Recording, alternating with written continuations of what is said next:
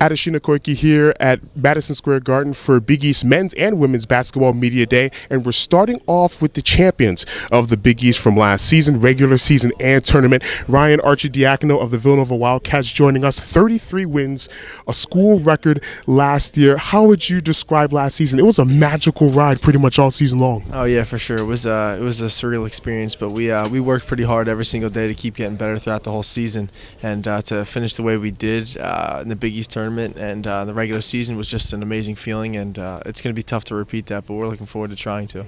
How special is it to be back at Madison Square Garden? The last time we were here, I was speaking with you, and you had the Big East tournament trophy right to your left or to your right, I forget. How does it feel being back here at Madison Square Garden? Anytime you come up to New York, and especially the Garden, it's a great feeling just to even know that we won the Big East championship last year, and to know that we're the ones whoever's going to be coming for this year. It's a pretty neat experience, and you kind of get a little chills when you first see the Garden and first walking in here. Have you gotten the jokes already of, man, you've been in school for like 10 years already? People are going to look at this and say, Arcidiacono's still in Villanova? Yeah, a few people have already said it, but I mean, I just have to laugh and just say, yeah, one more year. So it's good, but it's all playful and fun. So it's not the Van Wilder plan for college, right? Like 7 years? No. I'm okay with 4. Last season going into the NCAA tournament, and once again not being able to reach the Sweet 16, that really tough game with NC State in the third round. How long did that game stick with you going into the offseason?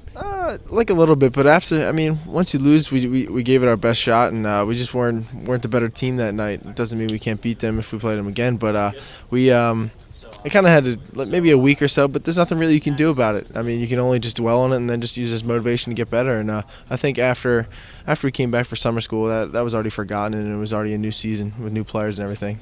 How do you think you got better between that game in Pittsburgh and right now as a player? I think just overall just keep working on like the little things of my handle, my shot, and just especially leading the team, because now that Daniel and I are seniors, we're going to have to lead the team, and we won't have Darren, Dylan, or Javon to turn to this year. So it's kind of on us, and it all has to start and end with us.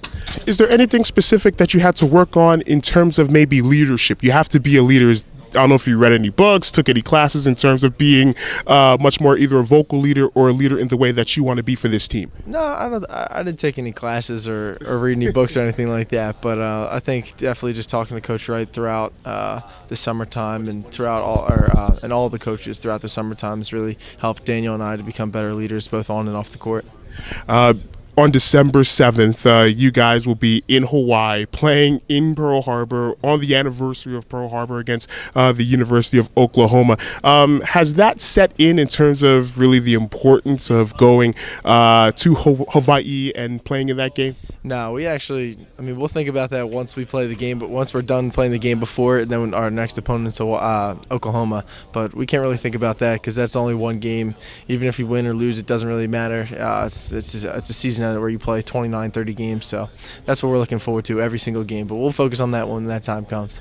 Describe the meat grinder of having to play 18 games in this conference. It's tough. Like I say every year, it's a great situation having to play each team home and home, so you can develop some rivalries. And I think going on the road is just, especially in this conference, all the teams and all the atmospheres that we play in, it's pretty tough. It's pretty grueling, but you just have to be mentally and physically tough for it. So are you going around here flashing your bling and your Big East championship bling to make the other players jealous? No, not at all, because we know it's a whole new year, and anyone can win, anyone can do anything. So we're just going to try to take it one day at a time and just focus on that. Ryan Arcidiacono of the Villanova Wildcats. Ryan, thank you so very much for joining us. Best of luck in the 2015-2016 season. Thank you. Appreciate it.